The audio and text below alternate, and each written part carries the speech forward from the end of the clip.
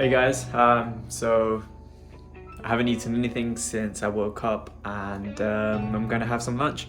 So I'm gonna make a burger or a wrap, I don't know, feeling one of those. So I'm gonna show you how to make that and what I'm doing. So I chopped up some onions, I got buns, I got my chicken, I marinated it like time ago.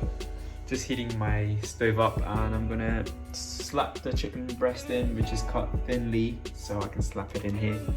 And so we'll see, got my cheese there, Mexican cheese, spicy, love that shit. For like a minute or two and they are pretty much cooked. They're small pieces so it doesn't take so long.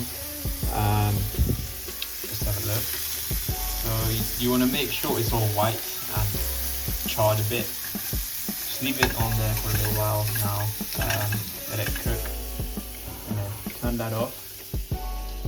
So wash the lettuce, got the onions, cut the bread, the buns. Now I'll just warm these up a little bit, add some butter or something, maybe, just maybe, I don't know if I want to have it. And then, yeah, I'll show you what the end result is.